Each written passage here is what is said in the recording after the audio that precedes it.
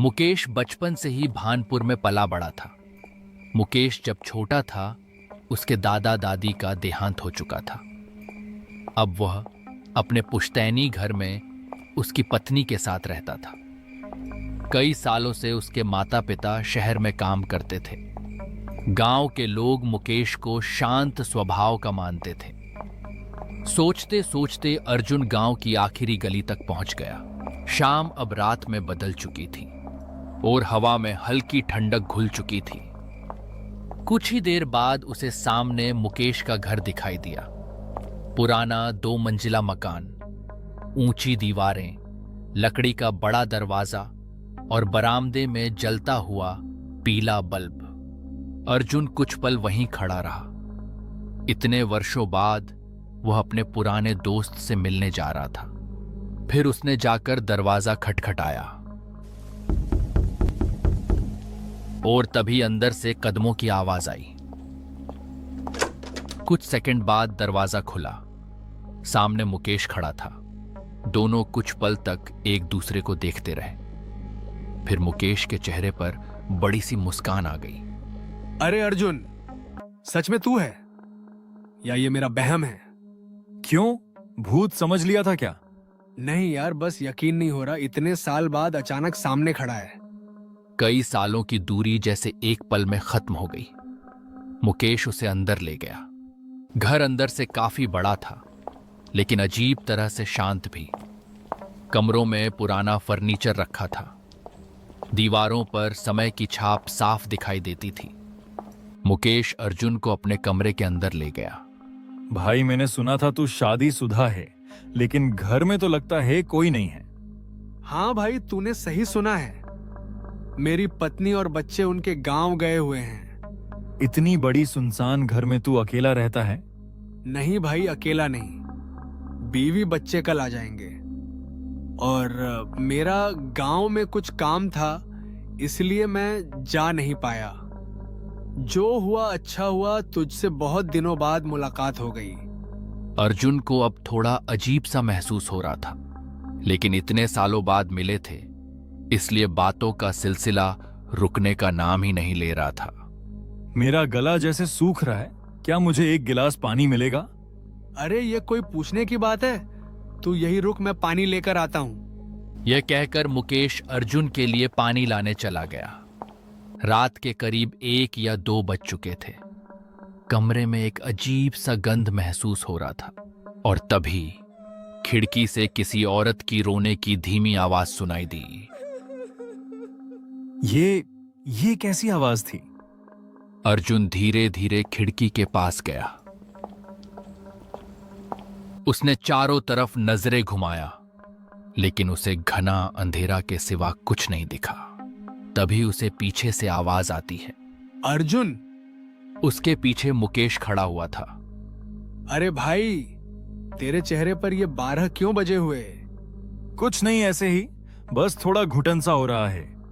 तो फिर ठीक है, तू थोड़ी देर आराम कर ले। यह कहकर मुकेश कमरे से बाहर चला गया। वो अब कमरे में अकेला था। कमरे के अंदर सन्नाटा जैसे उसकी कानों को चीर रही थी। ये मेरे साथ हो क्या रहा है? उस दिन वो अजीब घटनाएं और आज वो औरत की रोने की आवाज। वो बार बार उस खिड़की की तरफ देख रहा था। उसे लग रहा था कि जैसे कोई अदृश्य शक्ति उसके पीछे पड़ी हो। अर्जुन कमरे में बैठा हुआ था कि उसकी नजर एक दरवाजे के ऊपर जाकर पड़ी। वह कमरा पता नहीं कब से बंद पड़ी हुई थी। ऐसा लग रहा था जैसे सालों से कोई उस कमरे के अंदर नहीं गया हो। बाहर हवा की आवाज लगातार सुनाई दे रही थी। घर के अंदर अजीब सी खामोशी पसरी हुई थी। अर्जुन धीरे धीरे अपनी जगह से उठा। उसकी नजर अब भी उसी दरवाजे पर टिकी हुई थी। ये कमरा मैंने पहले नहीं देखा। वह कुछ कदम आगे बढ़ा। जैसे जैसे वह दरवाजे के करीब पहुंच रहा था, उसके मन में अजीब सी बेचैनी भी बढ़ रही थी। दरवाजे के हैंडल पर धूल जमी हुई थी। ऐसा लग रहा था जैसे सालों से किसी ने उसे छुआ तक न हो। अर्जुन का दिल थोड़ा तेज धड़कने लगा। उसने पीछे मुड़कर देखा। मुकेश अभी तक वापस नहीं आया था। पूरे घर में सन्नाटा पसरा हुआ था। अर्जुन कुछ सेकंड तक सोचता रहा, फिर आखिरकार उसने धीरे से दरवाजे को खोला।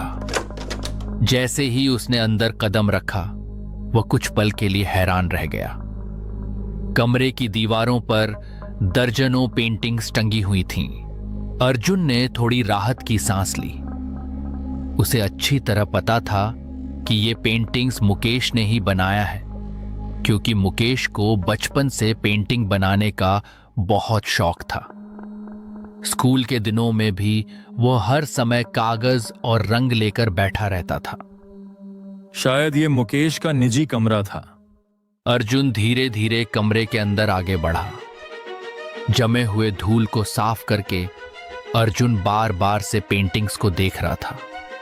तभी उसकी नजर दीवार पर टंगी हुई 3 फोटो पर पड़ती है।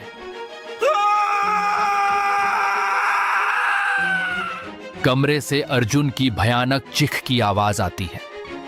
उसकी आंखें डर से फैल गईं। चेहरा बिल्कुल सफेद पड़ गया। डर के मारे वह पीछे हट गया। उसकी सांसें बेकाबू हो चुकी थीं। दिल इतनी तेजी से धड़क रहा था जैसे सीने से बाहर निकल आएगा, और फिर बिना एक पल भी रुके कमरे से बाहर भाग पड़ा। उसकी दिल की धड़कन इतनी ज्यादा थी कि जोर जोर से सुनाई दे रहा था। अर्जुन तेजी से गलियारे से दौड़ा। मुख्य दरवाजा खोला था। वो घर से बाहर निकल गया। पीछे से मुकेश की आवाज सुनाई दी, लेकिन अर्जुन ने पीछे मुड़कर नहीं देखा। वह बस भागता रहा। गांव की गलियों में अंधेरा फैल चुका था। भागते समय रास्ता साफ दिखाई नहीं दे रहा था। कई बार उसका पैर पत्थरों से टकराया। कई बार वो गिरते गिरते बचा, लेकिन उसके मन में सिर्फ वही तीसरी तस्वीर घूम रही थी। वह लगातार भागता रहा। उसकी सांसें तेज हो चुकी थी। सीना बुरी तरह ऊपर नीचे हो रहा था। ऐसा लग रहा था जैसे उसका दिल किसी भी पल जवाब दे देगा, लेकिन डर उससे भी तेज था। किसी तरह भाग के अर्जुन अपने दादाजी के घर पहुंच जाता है। दादाजी दरवाजा खोलिए, दादाजी, दादाजी दरवाजा खोलिए, दादाजी। दादाजी दरवाजा खोल के बाहर आए। वो अर्जुन को देखकर हैरान हो गए। अर्जुन, इतनी देर? बेटा तुम कहाँ थे? इतनी रात हो गई। मैं परेशान हो गया था। दादाजी वो मैं ठीक है, तुम पहले अंदर चलो, बैठ के बात करते हैं। रात बहुत हो गई। दादाजी और अर्जुन दोनों अंदर आए। अर्जुन, अब बोलो, तुम इतने घबराए हुए क्यों हो? अर्जुन की हालत खराब थी। उसका चेहरा पीला पड़ चुका था। सांसें अब भी तेज चल रही थीं। वो कुछ सेकंड तक बोल ही नहीं पाया। फिर कांपती आवाज में उसने कहा, दादाजी, मैं आज आपको बिना बताए मुकेश के घर गया था। ये सुनते ही दादाजी का चेहरे का रंग उड़ गया। फिर क्या हुआ? अर्जुन ने पूरी बात दादाजी को बताई। दादाजी ध्यान से सब सुनते रहे।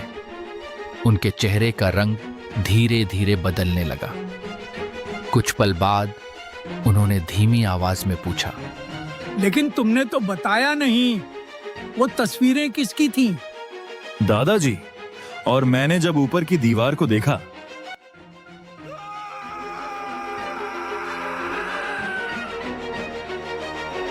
और दादाजी, मैं वहां से जल्दी भाग आया। यह बात सुनते ही दादाजी के रोंगटे खड़े हो गए। लेकिन अर्जुन, तुमने तो 3 तस्वीरें बोले थे। वह तीसरी तस्वीर किसकी थी? अर्जुन के होंठ कांपने लगे।